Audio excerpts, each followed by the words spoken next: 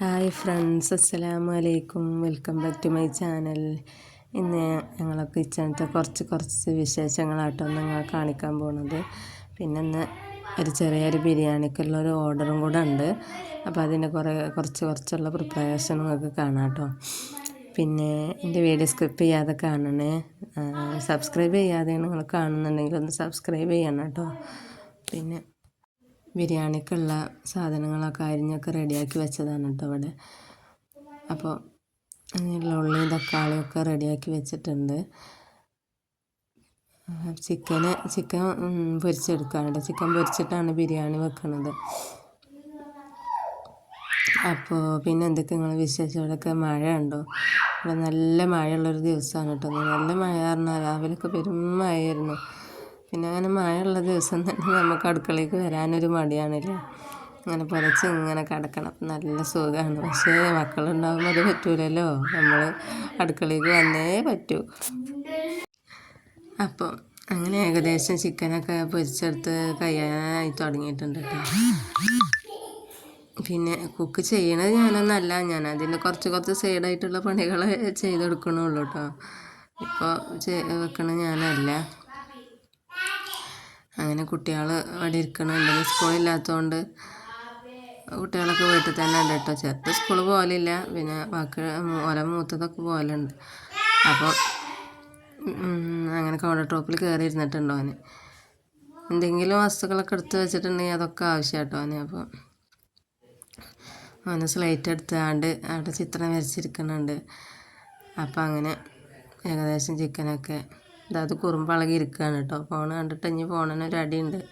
കുറുമ്പളകി ഇരിക്കുകയാണ്. ഇന്ന് കുറുമ്പളകണൊരു ദിവസമാണ്. അവനെന്തെങ്കിലും പണി ഇങ്ങനെ കൊടുക്കുകയാണെങ്കിൽ വലിയ കുഴപ്പമില്ല. വെറുതെ ഇങ്ങനെ ഇരുന്നാണ്ടല്ലോ, അല്ലെങ്കിൽ പിന്നെ മുറ്റത്തൂടി അങ്ങനെ വിടണം, അപ്പോൾ കുഴപ്പമില്ല. പക്ഷെ മായ ആയതുകൊണ്ട് അങ്ങനെ വിടാത്തതുകൊണ്ടേ ഇപ്പം ഏതായാലും മായ ഒന്ന് ചോർന്ന് വന്നിട്ടുണ്ട്. അപ്പോൾ പിന്നെ മുറ്റത്ത് തന്നെ ഒന്ന് കല്ല് വെച്ചാണ്ട് ചോറൊക്കെ അവിടെ വേവിച്ചെടുക്കാൻ വിചാരിച്ചിട്ടോ. മായന് വിശ്വാസമൊന്നുമില്ല, പക്ഷെ എന്നാലും മായ പെയ്യുമ്പോഴത്തിന് ഏകദേശം അങ്ങനെ അത്യാവശ്യം ഉണ്ടാക്കാനുണ്ടാവുകൊണ്ട് നമുക്ക് അടുപ്പത്ത് വെന്ത് കിട്ടാൻ ടൈം എടുക്കുമല്ലോ. അപ്പം അങ്ങനെ ചിക്കൻ വെന്ത് കഴിഞ്ഞ് പിന്നെ അതിൽ സവാളയും ഫ്രൈ ചെയ്തെടുക്കുകയാണ് കേട്ടോ.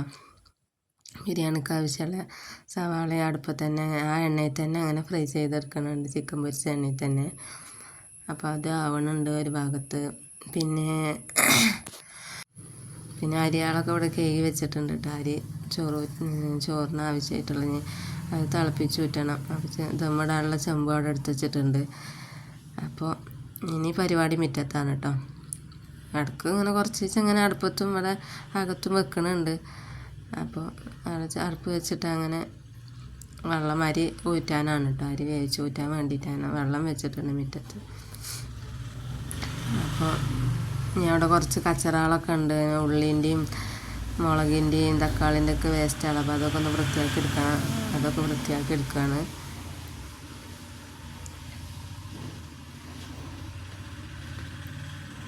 അപ്പോൾ അതൊക്കെ ഒന്ന് വൃത്തിയാക്കി എടുക്കട്ടെ.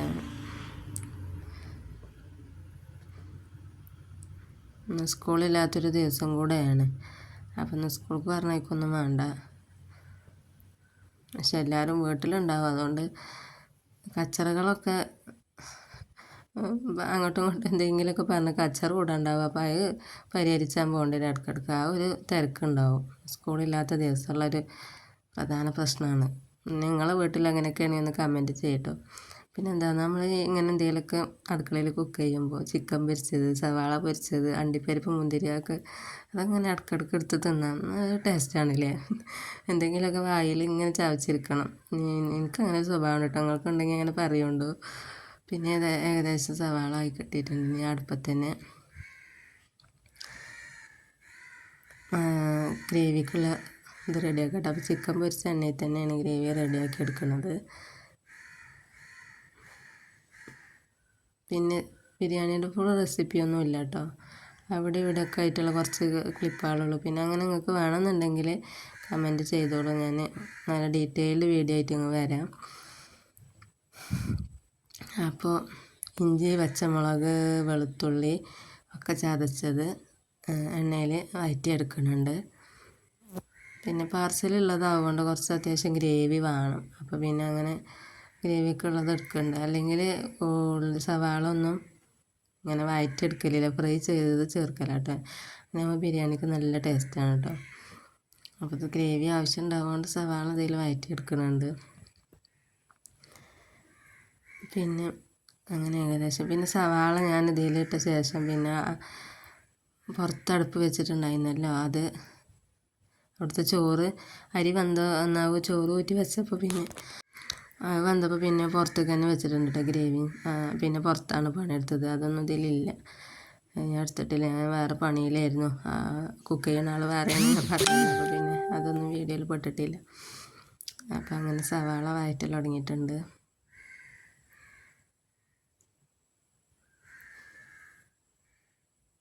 പിന്നെ എൻ്റെ ചാനൽ സബ്സ്ക്രൈബ് ചെയ്യാതെയാണ് കാണുന്നുണ്ടെങ്കിൽ ഒന്ന് സബ്സ്ക്രൈബ് ചെയ്ത് സപ്പോർട്ട് ചെയ്യണം കേട്ടോ പ്ലീസ്.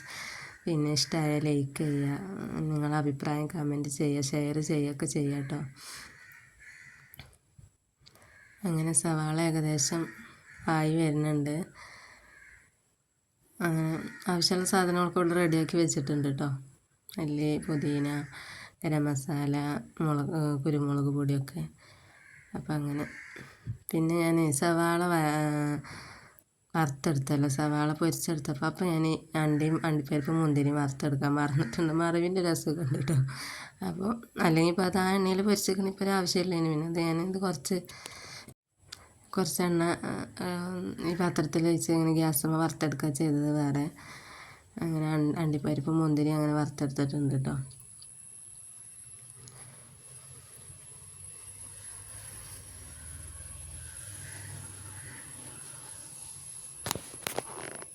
അങ്ങനെ അത് കഴിഞ്ഞിട്ടുണ്ട്. അണ്ടിപ്പരിപ്പും മുന്തിരി വേറെ ആയിട്ട് വറുത്തെടുത്തത്.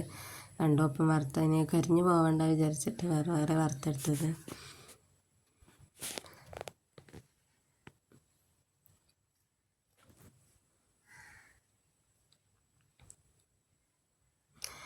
അങ്ങനെ ഇതുണ്ടോ പുറത്ത് കുക്ക് ചെയ്യണതിന് മദ്രസ ഇട്ടുകൊണ്ട് പോലെ വന്നിട്ടുണ്ട്. അപ്പോൾ ഇതിന് ഏകദേശം ആ സമയത്താണ്. ഇനി കുറച്ച് പാത്രങ്ങളൊക്കെ ഉണ്ട് കഴുകാൻ വേണ്ടിയിട്ട്, അപ്പോൾ അതും കഴുകി എടുത്തിട്ടുണ്ട്. പിന്നെ അച്ചപ്പം കൊടുന്നു കേട്ടോ, അതും കഴിച്ച് എനിക്ക് ഇഷ്ടമുള്ളൊരു ബേക്കറി ആയിട്ട് അച്ചപ്പം. അങ്ങനെ ഗ്രേവി റെഡി ആയിട്ടുണ്ട്, നല്ല ആവി പറക്കണം. ബിരിയാണിക്ക് വേണ്ടിയിട്ടുള്ള ഗ്രേവി റെഡി ആയിട്ടുണ്ട്. ഇനി ഞാൻ വേസ്റ്റ് വയ്ക്കാൻ വേണ്ടി തെങ്ങിൻ്റെ അവിടേക്ക് പോയപ്പോൾ തെങ്ങ് കുഴിയിൽ ഒരു കുമ്പളം മുളച്ചിട്ടുണ്ട് കേട്ടോ. കുമ്പളത്തിൻ്റെ തൈയുണ്ട്.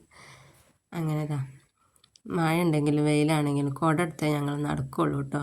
അങ്ങനെ ഏകദേശം ബിരിയാണിയൊക്കെ വന്ന് റെഡിയായി പാക്കാക്കി വെച്ചിട്ടുണ്ട്.